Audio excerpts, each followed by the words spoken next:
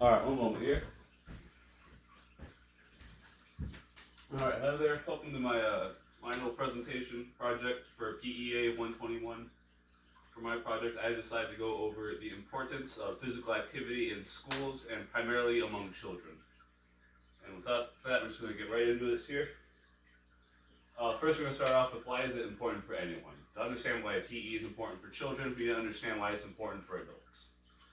Being regularly active at any age is linked to improved mental and physical health, showing that there's more than just the mind and body as they work together. Exercise decreases the chance for disease and strengthens bones and muscles. Obviously, this makes you tougher, less prone to illness, injury, that sort of thing. Research shows that people who exercise regularly have better mental health and emotional well-being. Again, just simply showing how the mind and body work in tandem. And I have a bit of a graph here to show you. I'll have a link to the presentation at the description or blackboard of this video. As you can see, we got three stats here. They go over an 8-week period of regular physical activity. This blue bar represents motivation, and you can see it goes up with more physical activity. The body's getting warmed up, getting pumped, ready to do things. Next, we have coping, which is dealing with traumas, stress, wear and tear of life. And throughout regular physical activity, we see that also gradually go up. And the biggest change we can see is in depression here, represented by this green bar. You can see it goes down over the 8-week period of regular physical activity. Again, it just shows how physical activity works with the mind and how the body and mind are one entity and not separate.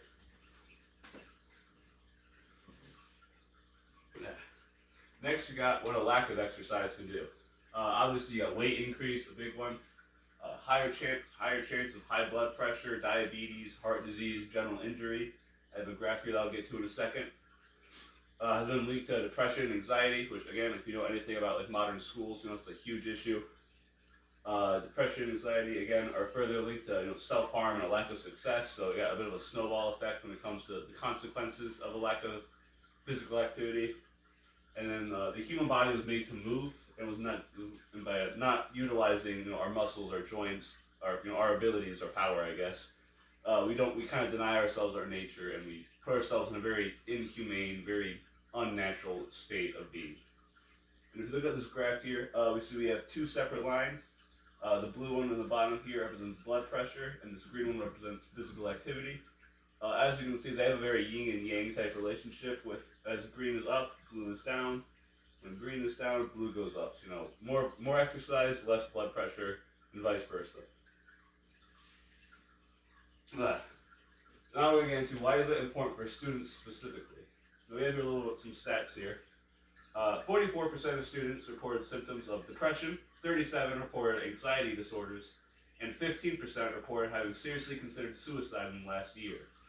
Physical activity, as you mentioned before, can help combat all of this as it helps the body, helps the mind. Again, keeping the body active keeps the brain active and prevents disorders and issues like that from arising. In 2017 and 2018, about 1 in 5 school-aged children were affected by obesity, and that number is only predicted to rise as more schools cut PE from their curriculums. In 2020, we had a high of 22% of schools cutting their education, and that just includes not having it. That doesn't speak for schools that don't make it necessary. And as you can see, it's kind of had a bit of an effect on, obviously, the weight and just general physical well-being of young children especially. Students who are physically active tend to have better grades, school attendance, academic performance, and classroom behavior than those who are not. It's often just kind of getting the energy out, get rid of PE. A lot of students don't have outlets for all their energy, they can't sit still, and they're wrongly given medicines to help them with a focus, but when they're not given the proper tools they needed. I'm sorry, I'm very sick right now. Sorry to talk. Sorry. Alright, now we're talking about the school's role in this. The U.S. Surgeon General attributes the rise in childhood obesity in part to schools' cutbacks in physical education. These cutbacks have made a lot of groups like the CDC push for more time spent with PE and other just general forms of physical activity during the school day. Again, this is we've seen out of what we discussed before, cut back on PE, makes kids less active, does not give them the tools to take care of themselves. It's a big old snowball effect.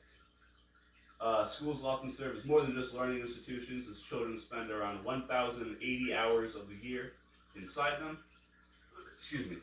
This makes them almost like secondary homes to children, and in the worst of cases, primary homes. Researchers like the very one who wrote our textbook, William H. Freeman, have discovered changes in the modern world with less stable familial roles, meaning that parents cannot always be expected to give their kids the time and resources they need. This is often when, again, schools come and play here, as they often pick up where parents drop the ball, I would say. That's not to insult parents, just means that, the modern world is very different than what it used to be, and we haven't really changed our school system to match that. Now, again, we're going to get a little further into why the students don't get enough exercise. Schools, again, constantly cut their budgets, and combine that with a lack of respect for the physical education field.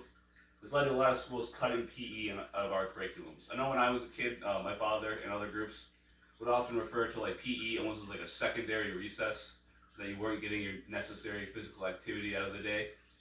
And that just generally, like, lack of respect, it also it cuts back on PE. It cuts back on children's physical activity, and overall just kind of dampens what children are capable of. Oftentimes, students who join sports but don't perform as optimally are often excluded from playing. As you remember, over the course of this course, we've talked a lot about how sports have become more financially motivated, and that especially seen in schools where they often get a huge portion of their funding from ticket sales and winning sports games. So that's often why kids who can't perform as high levels as I would say the professionals or the kids who are a lot better at the sport, they often don't get played as much as them, and that often means they're not getting their physical activity, and often leads to a lot of other issues. In modern times, the stress children in school may feel over the increased number of tests, their social life, and generally often leaving them unmotivated. Sorry, I read that wrong. In modern times, the stress children in school may feel over the increased number of tests and their social life, this generally often leaves them unmotivated to exercise on their own time. They're so mentally drained from school, all the sitting, doing standardized tests, writing all the time, doing all these dumb equations. It often leaves them mentally drained, so they don't have the mental capacity to really go out and do physical activity. But physically, they've done nothing at all, really. So we're basically restraining our students without giving them a reason to be strained. And then I saw a graph here, as you can see, we have 3 different groups of people here. The first one, those who are physically active for at least 60 minutes on all 7 days. That can just go anything from taking a walk, actually going to the gym. And then we got people who attended physical education classes on all 5 days on the far right. And in the middle here, we got those who played at least one sports team. So if we look through here, we're going to start with 60 minutes active on all 7 days. We can see they're all pretty even for the most part. We definitely see we have mostly B's, definitely carrying the bulk of it here. So you can see they're doing all right here, but again, you can see there's only 4 more people with A's than F's, so that's not a huge disparity. But if we go over to those who attended physical education on all 5 days, you can see there's a little bit more of a something a little different here. We actually have a lower, the C's are taking advantage here. And that's just because they're not physical activity classes, just don't give kids what they need to. That often leads to a lot more failures, a lot less academic prowess. Because they're not getting their physical activity, they're not getting their brains warm, their bodies warm, and that just often leads to them kind of screwed over in the long term. So then that brings us to play on at least one sports team. So we're talking about at least around 2 hours of physical activity every day, usually 5 to 6 days a week, on top of a more camaraderie with the sports team. And here we actually have mostly A's. We see the largest disparity between A's and D's and F's. So we see people who play on sports teams tend to be the most successful in the academic field. And we can see that because they're getting the physical activity they need, they're getting what they need to succeed. And that really just gives them, sporting is really the main way to get what you need out of physical activity. All right. Now I have 2 different statistics here. One, you can see again, the 22% of schools have no PE at all, and this was in 2020. And then you can see I have here nationwide obesity rates, primarily among children. So I was able to find the data that puts them side by side. But as we can see, as we drop more and more PE classes and make them less and less mandatory, we can see also that we've given a huge increase in obesity and just general unhealth among children. You can see it's about a little less than 15% in 1960, and we see it well over 40% in 2018. And obesity is almost as over doubled in the last 40 years. Good, not doing good. All right, now we're talking about some solutions. Increase school funding. As mentioned before, a lot of the PE cutbacks and limitations is because they don't have the money or resources to. By giving schools more money to actually get equipment, get the time, get the faculty, get the resources, we have a better chance of helping our students be active during the day. Next, reorganize school structure. Excuse me. This is often because a lot of schools often prioritize standardized testing, scantrons. There's a lot of sitting around, inactivity, almost like we're getting students ready to go into the office for some reason. And that can often just make it so kids are mentally drained and don't have the willpower to really do physical activity on their own. And last, we have promote PE for more than just grades. As I mentioned before, PE is heavily financially focused, and obviously it's because students, they need to get their money, right? And it's kind of hard to get standardized testing for physical activity. So we have to promote PE, not just for the school's benefit, but for the students' benefit, giving them the knowledge and the resources to take care of themselves when they're no longer having adults hovering around and doing it for them. And that's going to cover that. I have my list of sources here. I'm just going to do a general rundown. PE is very important. Physical activity is very important for all ages.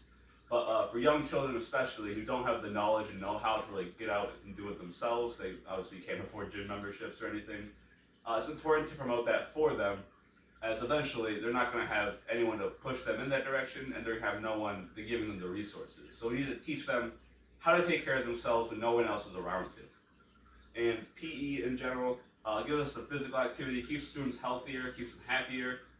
And by getting rid of that, we often screw over our students and we leave them in a worse off position than they would be otherwise. And that's going to kind of be about it. PE just generally helps students be happier, healthier, helps the mind, body, spirit. And by not having it, we do our children a huge disservice. Thank you for watching this video, and that is going to about cover it. Goodbye.